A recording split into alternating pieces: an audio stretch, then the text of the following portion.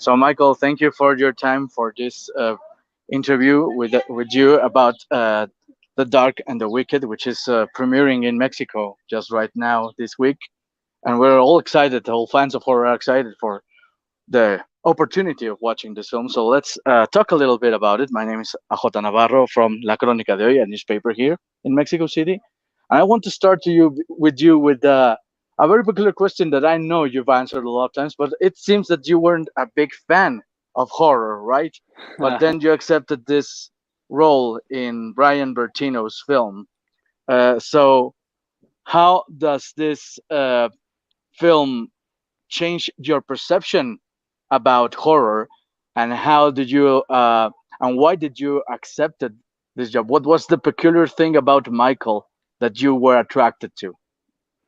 Well, you're right, AJ. That's a question that I've been asked a lot, and I do have pretty much the same answer every time. But up until I filmed The Dark and the Wicked, I had never really been a fan of horror, and for no other reason than that they just scare me. I have enough anxiety and fear as it is as a normal human being that horror films have never been something that I've gravitated towards.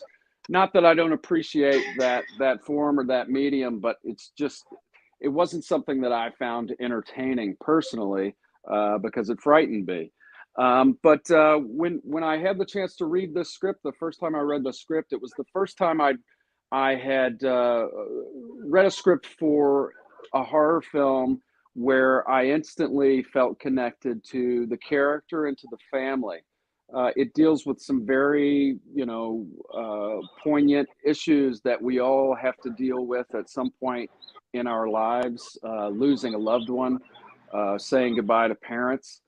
And, I think we shot this film before the pandemic began, before the worldwide pandemic. And I think the fact that it was released afterwards, I think is all the more impactful for audiences because it highlights issues that, I think we had a tendency to take for granted pre-pandemic, uh, spending time with our loved ones, having the opportunity to always know that you're going to see your loved one again. And I think post-pandemic, we had to stand back and reevaluate that. And in terms of wanting to work on the project, Brian Bertino, he's a master at what he does. I was a huge fan of The Strangers, even though I wasn't a horror fan necessarily. I thought it was a cinematic masterpiece for that medium in particular. And I think, he has he is a fantastic communicator and collaborator, but he has a way of melding different, it's not just a horror. This film isn't just a horror. It's a family drama. It's a psychological thriller with horror elements. So I think he's able to encompass things that are going to appeal to a wide variety of audiences that would gravitate towards this genre. So I think the opportunity to work with Brian was a no-brainer for me, and obviously to work with Marin Ireland also for a second time. Yeah, that's exactly what I was going to ask you. How was it to work with her? Because it was not the first time that you work with her, but it's very interesting the chemistry that you have both in the movie as this like estranged brothers. That also helps to the mood of the movie, right? Right. Yeah. Marin and I first worked together back in 2016 on a film called In the Radiant City, written and directed by Rachel Lambert. It was produced by Jeff Nichols. And we also played siblings in that film. So Yeah. when The Dark and the Wicked came along, there was actually another actress that was cast as my sister. And a few weeks before production was supposed to begin, that actress had to drop out because of scheduling issues. And I immediately went to Brian and the producers and said, look, you need to give Marin a look. I think she would really knock this out of the park. we actually shared the same fears, because she also not a huge fan of horror movies. She had never done one before. So I promised her that I would take the frightening journey along with her. And I knew that we had that built-in chemistry from having worked together before and becoming friends and staying in touch and whatnot. And that's half the work as an actor. When you show up on set, you want these relationships to feel organic and real. And I knew that we already had that history built in, so half the battle had already been won. So we were just focused on making our first horror film together, and trying to go home at the end of the day, not sobbing into our sleeves. I think you kind of did a good job in that, Michael. Thank you. Thanks so much. So let's talk about another character, which I think is very important, which is the house, which I have read also that it's like Brian Bertino's real ranch over there in Texas. So I think it's a character in the movie which translates so much also to the mood of the film, which is like playing a lot with some many things that are unknown. So how was the mood of this ranch? How did you get into this other character, which was the house? Yeah, I think you're exactly right. I think the setting, the house, the farm, is certainly one of the key characters in this story. And I think what worked to our benefit was that Brian had written the script for this project in the cabin that we filmed in. So he, when writing, knew exactly what shots he wanted for every scene. So he had over prepared to a certain extent before we had even set foot on set to shoot the first shot. So I think it was a very personal story for Brian to for starters, and we had an opportunity to spend a little time with him before we started shooting and just solidify what the relationships were, what this family dynamic was.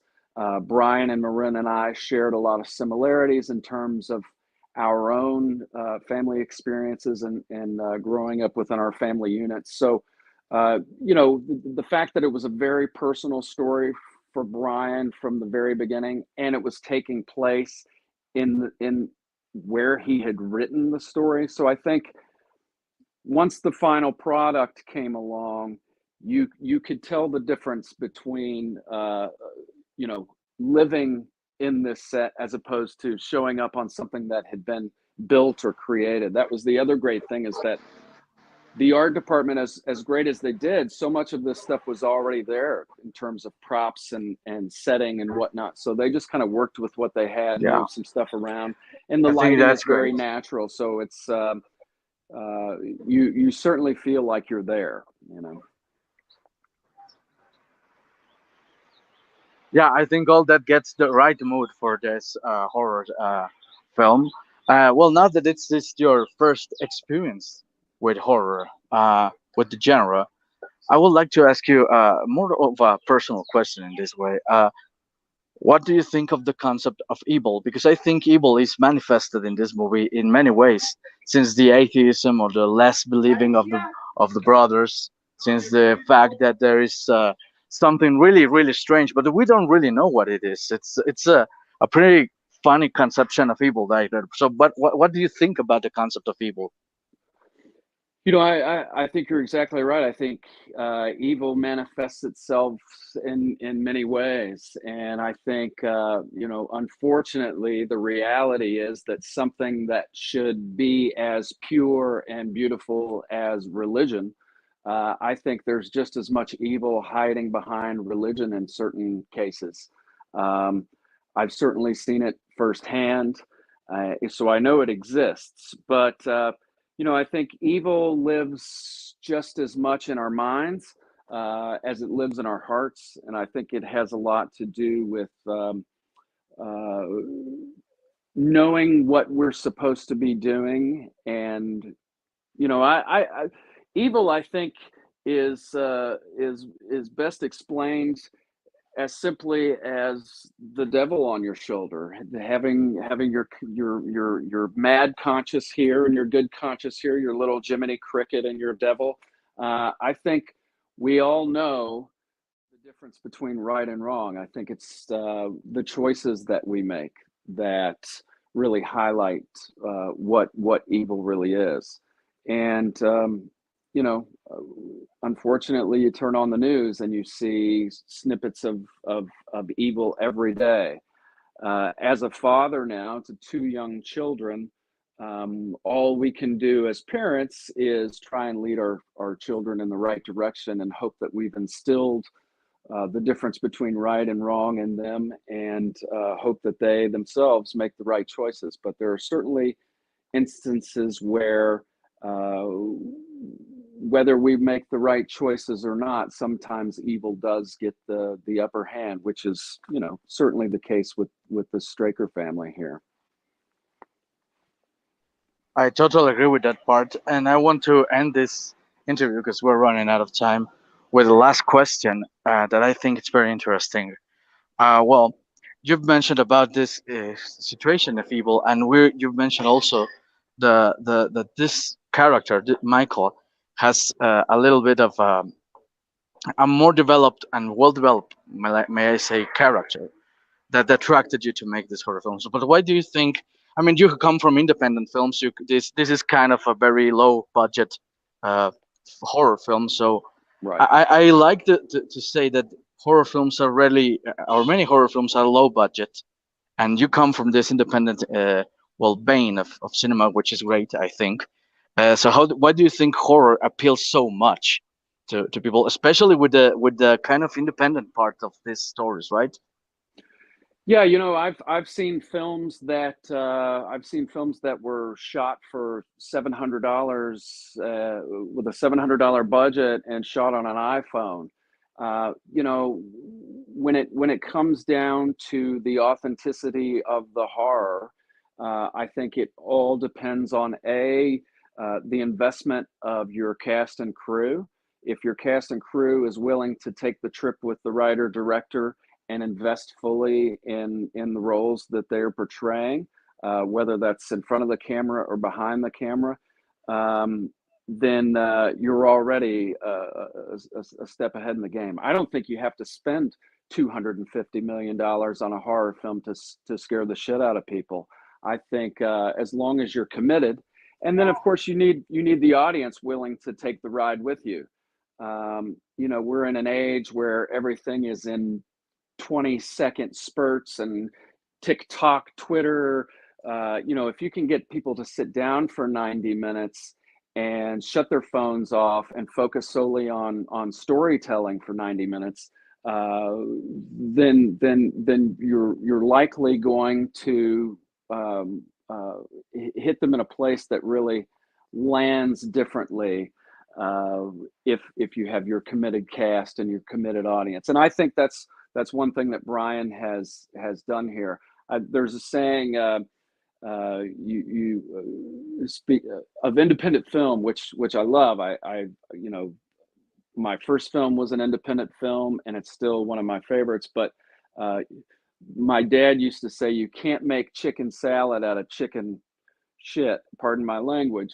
But an independent film, that's not the Yeah. case. You can do it. You can make chicken salad if you've even if you have just a handful of chicken squat. You can certainly with commitment of everyone around you, you can turn it into something beautiful, which I think is what Brian has done here masterfully. Yeah, totally, totally. And I also think it's great because sometimes I think we're in such times when immediately, like you said, like TikTok, Twitter, and everything is so immediate. There is a time for creators like Ryan and like yourself as actors that to construct a story, to build a right story, and make an audience like that just feel the story. And I think that's great. I think that's a great well, that's the right place to go, right? Yeah, I think so. I think so. And you know, I think going into the film without any preconceived notions, I would say, you know, the film is coming to Mexico. I would say don't read reviews, because the more you don't know about this film going into it, it's only going to serve you as a viewer. Um, I think, you know, if you're a fan of the genre, if you're a fan of horror, psychological thriller, family drama, the less you know going into this one, I think it's going to amplify your experience in viewing it all the more so. So I would say stay away from the reviews. There's decent reviews out there. You can read them all afterwards, but go in as blind as possible on this one, and I think you'll appreciate it. Sure. Well, Michael, I just got to say, well, I would like to know a little bit because I think we still got a little bit of time. Uh, you've worked with Brian Bertino right now in horror, but you also have experienced the working with great directors like Daniel Scheinert before Everything Everywhere All at Once. Now you're working with, well, you work with Martin Scorsese with the next film that is coming up. So how does this working with these directors has helped you to well grow as an actor too? Because I think that's great, right? Yeah, you know, I learned something different from everyone I work with. Every director serves actors in a different way. I've been lucky that, for the most part, I've worked with directors that are big fans of working together, teamwork, and it's a partnership, and that goes from, you know, the lowest budget independent film all the way up to a 200 300 million dollar Scorsese film. Everyone's there to do the same job. Everyone's there to tell the same story. So you know, when I get on set, I love to watch people. I'm a natural observer, and you know, like with the case of working with Marty, watching him have conversations with Leo or De Niro, that's worth the price of admission for me. I learned so much about just watching conversations and setting up shots, and lots of times the most exciting things are happening between shots, between setups. So you know, I've obviously feel very lucky to have worked with some fantastic directors. Jeff Nichols, another favorite of mine. You know, one of the most brilliant directors working today. I've had the great fortune to know him for over 20 years, and had an opportunity to do his first feature film, and have done 4 or 5 of his films since. Um, and you know, I love watching the younger directors work their way up, and then just as much as I love watching the greats like Scorsese continue to do what they do best and tell fantastic stories, important stories that people need to know Well, about. that's great. Sure, definitely, definitely. Well, Michael, that's the time we got up. It's time to wrap up. I thank you for your time for this interview. Hope you liked it. I'm sorry for not showing you my camera, but I cannot That's deal with okay. this camera yet. But I'm still here, I have you and I pictured like like the a modern Adonis in your